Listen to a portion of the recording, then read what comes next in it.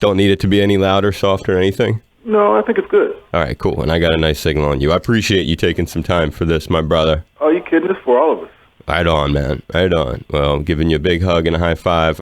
Big mahalo for, and a big aloha to you. Aloha. Aloha to you. Now, with these Chameleon shows, you've done so many things over such an incredibly inspiring career. You cannot blame people for wondering what kind of magic you've got in store. So, for folks who are curious and who are interested in joining you at the Blue Note, describe what's going to be happening at these dates and who you're bringing with you. Well, first of all, aloha. I'm so happy to be coming to Honolulu. I haven't played there in quite a while. But, my nickname, and they call me the Chameleon, and it's because I play so many different types of music. That's it. And play with so many different artists. But coming to Honolulu, I'm bringing a Chameleon band that's pretty stacked. I have Mark DeCloud playing keyboards, who's an amazing DJ, and he sequences. He's an artist in his own right. I'm bringing a saxophonist that's a brand new artist. It's a lady. She plays saxophone. Her name is Haley Hansweiker, and she's awesome. I heard her when I was at Berkeley. I performed at Berkeley, and she performed with me. She was awesome. So she's new to the scene, but she's going to make a lot of noise, as did Kamasi when he was with me. He was with me for quite a while. And on bass, I have a bassist who's new to the scene, but really well known all over the Orient. He's the music director for Blackpink and Big Bang. And he's awesome. So he's playing bass. And then I have singing with me Eric Garner. Oh. And Eric's, he's produced a lot of songs, he's written a lot of songs, he's a great singer. So the music it'll be everything from the music I played from Herbie Hancock, the music I played on my records, which I have 12 of, and the music a couple of tunes I played from Herbie Hancock, and a couple of new things that are going to be on the new record. So it's a smorgasbord of music, and it's going to be a wonderful show. There'll be something there for everyone. You mentioned a upcoming new record. When is that due, and is that also under the Chameleon brand name? It'll be called Chameleon, absolutely. I've been doing that for a few years now, and it fits me the best. But what happens is, I'm not sure when I'm going to be finished. I'm hoping that I'm finished. It'll be released in the last quarter. So that's what I'm shooting for right now. But I've been working on it a little while. Sometimes these things take a little while. Absolutely. For me, when you're running, you're busy here and there and all these different things going on, so you don't always get to just have one long chunk. But after this tour, which I think the last date is Honolulu, I have some time off, so I'm going to put some time in there, hopefully be finished by the middle of the year and get it released in the third quarter. Now, you grew up in Atlantic City. Where are you based now? Like when you say you're going to be working on this after the tour, where will that be? What part of the country or world? I live in L.A. I've lived in L.A. since 1970. Okay, for a long time. That's how my resume ended up getting so huge, because everything happens here. I mean, there's the motion pictures, the TV shows, the live shows, the records. I mean, it's everything. It's a huge market here, so I love it here.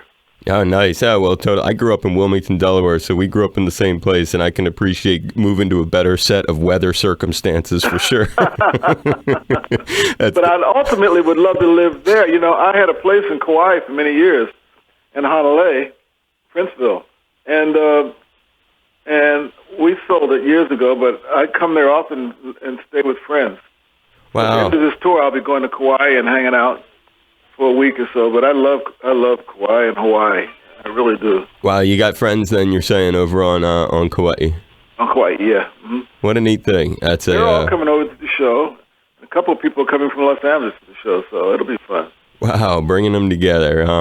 Now, we mentioned Jersey, and also you mentioned Berkeley. And when I think about your life and the journey that you've had, doing some homework on you, I guess I got to confess, just between us, I went to Emerson, so I was right around the corner from Berkeley. Absolutely. And when I see, before we talk about what got you inspired to go to Berkeley, and then ultimately the Conservancy, which is just around the corner from that. When you were a little kid, how is it that, from what I read, and forgive me if some of this is wrong, but at 7 years old, you're already taking drum lessons? Paint a picture for what was surrounding you with music to get you there.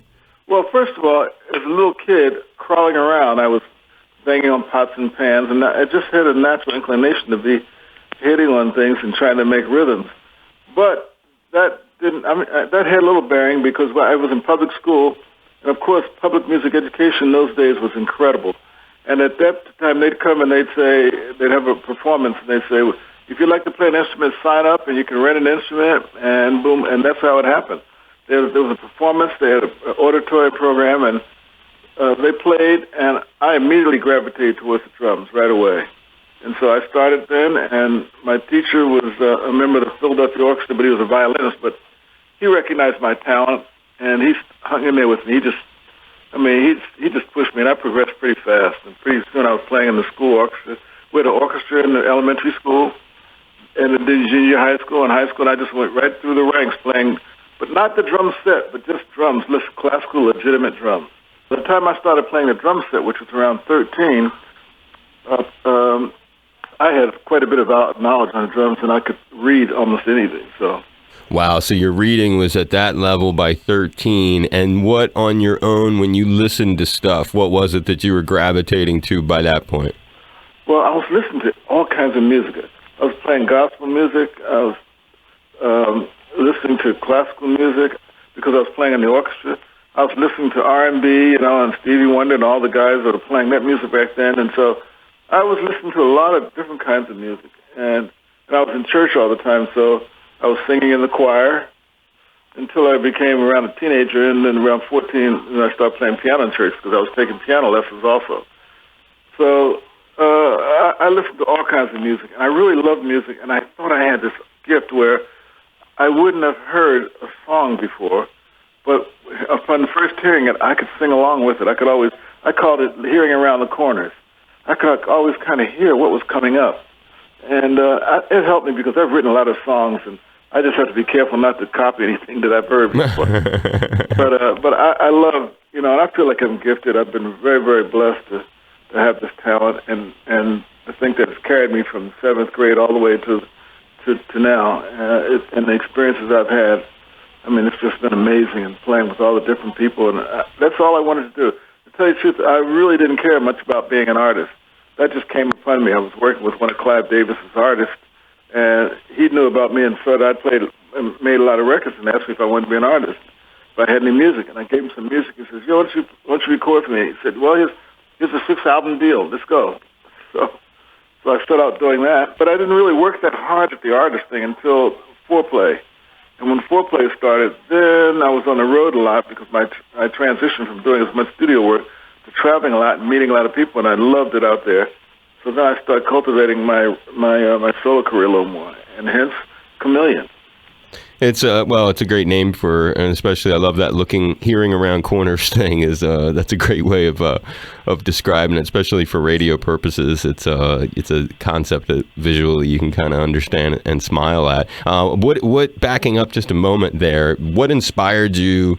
You went to two of the biggest music schools that there are, basically Berklee College of Music and then the New England Conservancy, which is right around the corner, right? That's like 2 blocks from down the street, 2 blocks away. From Berklee. So talk about that journey to go and kind of define your craft in that professionally schooled way. That's interesting that you say that because I was playing professionally from actually 13 and a half, 14 I was playing professionally, but playing and becoming a musician didn't really cross my mind. Even though I was making money, but I thought I'd be something like a doctor or a lawyer is what I had set on. But I read an article in Downbeat magazine about studio musicians who went to work. They wore a tie every day, and they just worked on all different kinds of music, and the light bulb went off that that's what I wanted to do. So I had already applied to go to college, a regular college, and it was late in the game, but I decided that's what I want to do. So then I just thought about, I wanted a school that had a lot of practical music knowledge. And they taught practical music, Berklee. They in the pop music and R&B and jazz and all that. So I said, that's where I want to go. So I went there, but it wasn't accredited. And while I was there, I was an education major. I was trying to hedge my bets. It wasn't accredited, so I did 3 semesters, and then I was invited to join New England Conservatory with a full scholarship. So, and it was fully accredited. So naturally, I went there and I graduated from there. And I'm happy to say I've never had to use my education degree except to doing clinics, and I've been doing some master classes where I've been an artist in residence a few times. Right. No, it's more just something cool in your background, and I love seeing it just because I just have fond memories of going to Supreme Pizza, which was right across the street from Berkeley, and Little Stevie's Pizza. And did they have the Christian Science Monitor building and the big reflecting pool there then, or was that after you were there? No, the Christian Science Monitor has been there for a long time. It's down the street, but it's been there for, I went to school there, and I started in 1966. Okay, so it was already there with the big reflecting pool you could walk around and stuff? I don't remember the reflecting pool, but I remember the Christian Science Monitor. I think it was in a different place. Okay. The building was in a different place, but what's there now wasn't there then. Okay. Well, how about by the time you left, but then you probably came back and played Paul's Mall and the Jazz Workshop and stuff, right? I played those places while I was in college. And Fred Taylor, was he booking those things? Fred Taylor was one of my biggest advocates. He had me, with him, I worked so many different great gigs with so many great people. I worked with Fred. Was hiring me from the very beginning of my time there. Well, that was one of the cats who, in his later years, when he was doing the Scullers thing, I worked at BCN, a radio station there. I knew Fred from there, and I used to go see so many shows, and he was just the sweetest, most wonderful man. So it's nice to hear the role. Well, he helped me out. He helped me get through college because I was paying my own way, and I ended up getting married, so I had expenses. But he hired me all the time, and I'd see him all the time I've been at Skulls.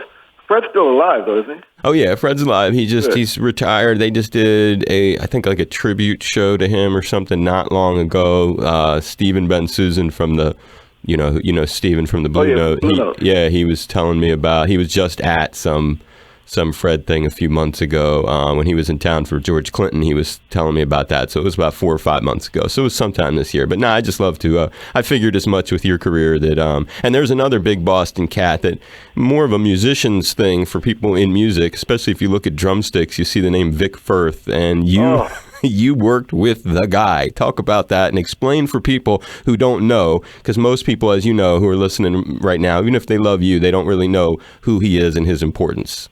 Well, Vic Firth is one of the best, and is one of the best timpanists that ever played the instrument. And he played in the Boston Symphony for over 50 years. I think he went in when he was 20 or 21. And it just so happened when I went to New England Conservatory, he was teaching there, and he was one of the teachers there. He was the head teacher there. And generally, you had to audition to get him. But when I when I went to school there, Gunther Schuller, who was the president, told Vic Firth that he was going to teach me. And Vic said, everyone auditions for me. And Gunther said, you're going to teach this guy. So I went in for my first lesson, and I'd had experience playing timpani. Here I was one of the best timpanists in the world. So we hit it off right away. He became one of my best friends and biggest advocates and recommended me for a lot of things. And, my best friend and my teacher, and I learned so much from him about classical music. When I graduated, I was prepared to join an orchestra. He said, "You should do what you set out to do, which is the studio work." I wanted to play in the studios, and I followed that path. And Vic was one of the finest stick makers in the world. I became one of his first endorsers as well. It's so cool. We had a great relationship, and he suddenly died a few years ago. Really, really sad. Quite unexpected. But great guy, an incredible musician, and I owe a lot to him as far as getting all my legitimate percussion together. It's a beautiful tribute, Harvey, and I love talking to you. It brings me back to walking around in that area, and just it was the best years of my life, the 12 years I lived there. Well, you know it. You know the area, because you've named the people that are really, really meant a lot in the places. Paul's Mall and the Linneys on the Turnpike. Oh, my gosh. Oh, yeah. Well, it was a different era for me, but a lot of that stuff was part of the music history, as you know, and still is part of the history there. And you mentioned it several times, and it's important to go over it. This is a cat, again, Harvey Mason, who's going to be doing some gigs at the Blue Note with his Chameleon project that he's got. And he is, if you've already detected through talking to him, a human chameleon. He's done all these different sessions. That was your goal a long time ago. I want to drop a few of these names from your bio just just to get cool stories out of what is just an incredible resume that you've got. Now, and they're not in order, so forgive me, and you can draw it around how you like, but I see some names on there like Earth, Wind, and Fire, That's the Way of the World. Fill in the blanks for us. Oh, you know what? During those times, I was playing a lot of percussion. So I'm playing percussion on all those records. Timpani, vibes, bells, and chimes, and stuff like that. And that's what they needed for that. So was that the first, was that the only, is that, like, when did you get in the call to do that gig? When I first moved to L.A., I was only playing percussion. No one hired me on drums because it was kind of unique to have an African-American percussionist. So they saw me on one date and they started calling me. I mean, I was playing with Joy Shang, and the music director on the show was in the audience and asked me, said, do you play drums? Do you play anything else? I said, I play all the percussion. And he hired me on that show to play the Lucille Ball show. And from there, I met somebody else. I met somebody else, met somebody else. And so right away, they knew me as a percussionist. They didn't know me as a drummer. So I spent about 3 years almost playing just percussion on all kinds of movies and records. What was the Lucille Ball stuff? It was just a Lucille Ball show. And you were the percussionist on her show? On that show, yeah. It wasn't live. We recorded everything, but it was great.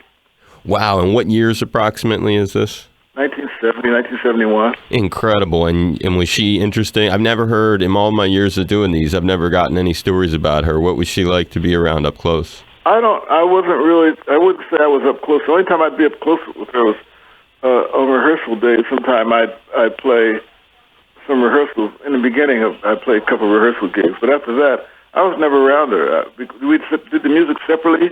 All we saw was video. I get you. I get so you. We had no interaction with them at all. And back to that EWF, were you in, when they did that session, was it just for that record and that song, or how much work were you doing, and were you getting to work when they were doing it or recording separately?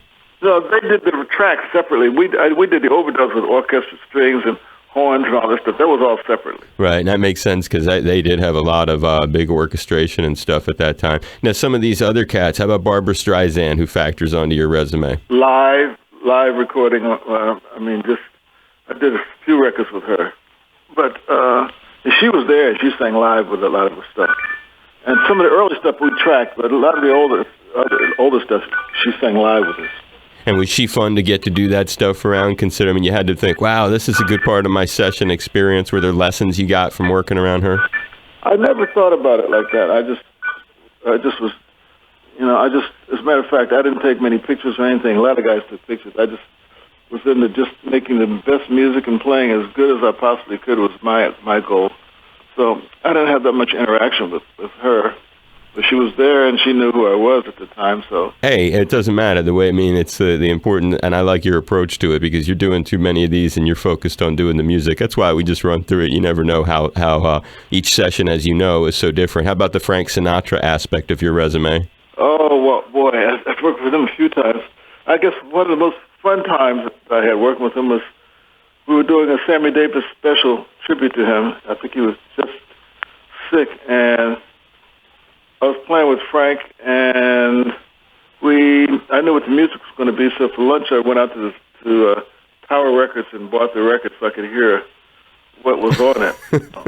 and early in my career I used to do that. If I was working with someone, I'd try and find out the music and get an idea of what the vibe was about. I mean, I was really conscientious.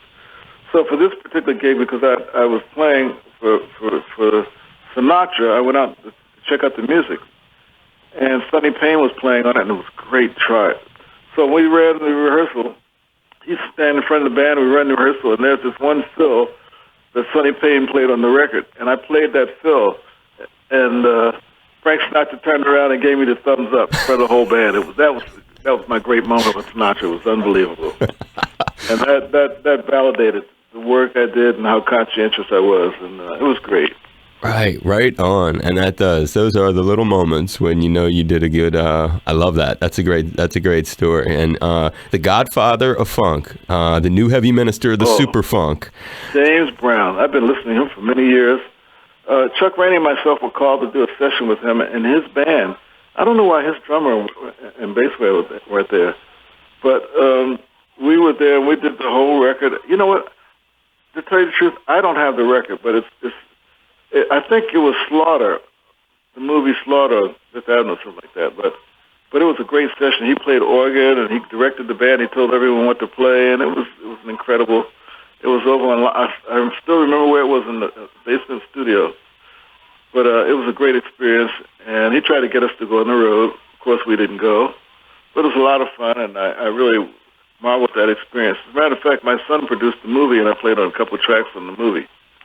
Wow! And so this is and trying to date this is his early 70s. No, this was later. Late 70s? Yeah, it was late 70s or early 80s. I can't remember the exact date. I should. You know, I heard the tracks that I played on one time, and I've never heard them again. I don't have a record. But it's listed somewhere because I think Wikipedia or something, they know when it is, and they've listed it. So, but that's cool because he is he was such a talented band leader and had a lot of creativity when it came to kind of directing things, which would lend itself to your end of it, which is trying to be a professional who can live up to their expectations. And that's great. He was fun to work with too, huh? Oh yeah, it was a great experience, a highlight to get to work with the Godfather. I bet. It really was. I bet. I got to interview him on the phone one time, and I would call that one of my greatest moments too. So we share that for sure. Oh yeah. And you've done some other ones. It's not necessarily like a big name artist, but I always am just curious. A gig that sounds to me like it would be challenging. The London Symphony Orchestra. Now, what venues and what did you do with them? Well, it's actually 2 years ago. I played timpani with the London Symphony Orchestra. We played Hope's Planets, and it was in London at the Barbican Center.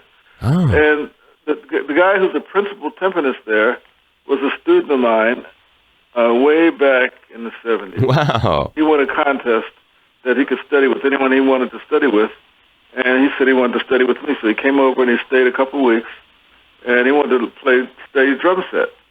So I heard him play the drum set, and I said, that's great, but you should stick with the orchestral playing. And we remained friends. And he knew I played timpani. He'd heard me play on different music and everything. He knew I played and knew I studied with Vic. So Hope's Planets called for two timpanists who have to play interchange and play with each other, and one carries one after the other. And he said, Harvey, this piece has come up, and you should come play it with me. And that's how I got the invitation. So I went and played with them. And it was great. It was incredible. It was one of my proudest moments. It was unbelievable. But years earlier than that, I got called again to play with them when Michael Tilson Thomas was conducting. Wow. And they were doing a U.S. tour, and I played Rhapsody Espanol with them. So I've had a couple of experiences with them. And then I went back another time and recorded Roger Rabbit with the London Symphony Orchestra in London. So I've had a few experiences. That is so cool, but I love the one with the guy that you taught, and that does kind of go full circle, and what a wonderful thing for him to think of you like that and say, I want you to come play with me. That's just... Well, it took, he knew that I could do it. That's a very challenging piece of music. Sure, no, exactly, but... and he knew I would handle it, and I spent 5 weeks practicing every day. Wow. Well, that's devotion to your craft, brother. That's why people love you so much, and obviously why you've gotten all these calls. Dionne Warwick is on we just had her on the show a couple times this year. She actually played where you're playing. And what was your experience with Dionne? Well, I've always admired Dionne, and I remember seeing her as a kid playing in my hometown at Club Harlem. And, I was just fascinated with her. And I loved the songs that she did with Burt Bacharach, and eventually I met her, and she invited me to Vegas to watch her. She and Burt Bacharach playing together, and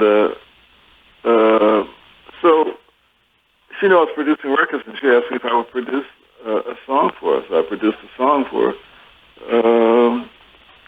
It was a Sting tune. Fragile? Was that what it's called? Fragile, yes. I produced that song for her, and we remained tight. She's a great lady, and I have a lot of admiration for her. She's a great singer and a great humanitarian. Yeah, she does love to give back, and wonderful lady, great storyteller too. Yeah. And how about Carlos Santana? That was a funny story. I got called to do a Carlos Santana record back there, and I don't know, it had to be late 70s, early 80s. And I walked into the studio up in San Francisco, and who do I see but Herbie Hancock, Ron Carter, Wayne Shorter, and Potato. So right away, I'm probably more nervous than I've ever been, because my goal when I was younger was to take Tony Williams' place with Miles.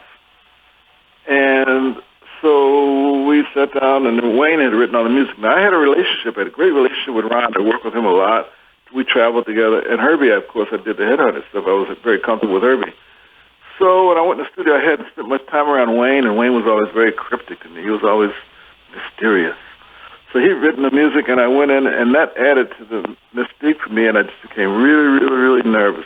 Probably nervous than I'd ever been on a session. Wow. And so we were running music down, and we took a break, and then Ron came over to me, and he said, Harvey, if they wanted Tony Williams, they would have called him because he lives right up the street in Marin County. They called you to play your stuff. That's so good. Isn't that a wild story? And that set me free. That's a great moment. And that was fine after that. And the record we did was called David Dip.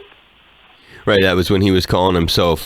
He had that additional name that he was using, kind of like John McLaughlin was doing at the time. And that was your only time with him, huh? Yep. And Herbie, you had done the Headhunters record in '74, right? Yep. One of the classic albums. And were you the only cat on that, or was there? I was the only one on that. Yep. Amazing. And I was a co-writer of Chameleon, so that's why it's even more fitting that I use that as a band name. Yes. Right. No, totally. Kenny Loggins? Oh, I did a record with him called Celebrate Me Home. We did it out in L.A. Phil Ramone was the engineer. It's a great record. As a matter of fact, I recorded a couple of those tunes on one of my records after that. Was he fun to work with? It was straight ahead. Very cool. Very, very, very cool. Good guy, yeah. He's big here in Hawaii. Very big. Yes.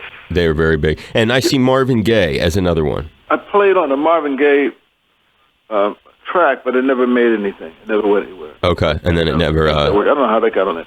Oh, I was doing a Marvin Gaye special for them, but it fell through, and that may have been it. When you think about all these incredible sessions, what would you say was a most challenging one? Doesn't have to be one that I named or something, but when you think back, and you named a couple that sounded like it was challenging, and the way you described practicing something for 5 weeks, it's pretty incredible. When you think back to some of these ones that really either were stressful or just intense to have to prepare or to do.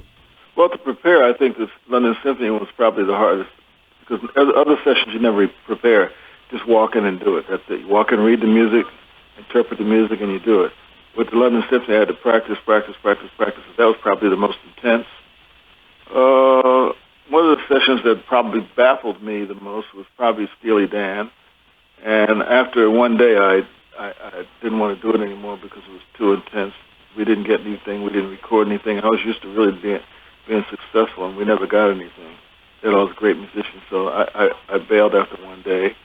My patience wasn't as good as it needed to be in order to do those sessions. So other than that, I think I'd have to say the London Symphony was probably the toughest. I did a record for a guy in Thailand who was a classical composer, and that might have been the hardest music I've ever played. It was some really, really odd time signatures back to back to back. Time signatures that you never see, like 116 to 2/8 to back on and on and on. So that was probably one of the hardest sessions I've ever done. And then he called me to go to Thailand to play it before, I don't know, 40,000 people or something. So, wow. So that was probably the hardest music I've ever played. But other than that, everything else has been manageable and fun. And even though I did enjoy the London Symphony, that was one of my proudest moments. And before we wrap it up, Seal, Kiss from a Rose, you're on that track? I did the whole record, yeah. They called me. As a matter of fact, when I got the call to do this record, I didn't even know who Seal was or what a Seal was, so I played it cool. And they asked me what would it cost for me to come to London and record. And the producer I'd heard of, Trevor Horn. And so when I got off the phone, I said to my son, who's a Seal? I never heard of a Seal. What's a Seal? And they told me, so I didn't even know what it was. But it was great. I went there and I recorded at Real World Studios where... Peter Gabriel's studio, his complex. I stayed there. It was so much fun. And I enjoyed the record. And Seal and I drove back to another place, and he and I in his Porsche. So I had a great time. I never went on the road with him, but it was a lot of fun. I didn't go on the road with too many people, to tell you the truth. Well, you know what? You didn't really need to go on the road with him after driving in his Porsche, it sounds like. Yeah. Sounds like you were on the road with Seal, Harvey. Right. I didn't think of it that way, but you're right. It's Harvey Mason, and sharing just some of his incredible resume with us. We'd be here all day if we'd be here for several days. We'd have to reserve him for a month probably to sit here and go through all of his stuff. But hopefully we'll get a chance to say hi to you while you're in town at the Blue Note. And I really do appreciate you taking time to be on the show with me, man. I hope this was fun going through some of your great memories. Well, Dave, thank you very much. And you really pulled some out of the hat because I had forgotten a lot of this, but and I do forget about a lot of it. But it's been great, and I really I feel very, very fortunate. And I look forward to coming there and sharing some of the great music with the great musicians that I have playing with me. And it's going to be great because by that time we will have done eight dates, so we will be very tight, and it'll be fun. So coming out here, great couple of nights of wonderful music. I'm looking forward to it, my friend. And hey, my friends, this is Harvey Mason. I don't care where in the world I am or what heavy session I might be in the middle of. I set my alarm, and even if I'm working, I say, we've got to pause it, fellas. It's time for my show. This is All Things Considered on HPR, and we're listening to my good friend Dave Lawrence. So make a pledge right now. Let's keep it on the air. You're the man. I appreciate it. Perfect, Harvey. Don't need All right, any more. Dave. Great, buddy. Be Thanks, safe. man. Thank you. I'll see you when I'm there. I look forward to it. All right, bye-bye. Bye.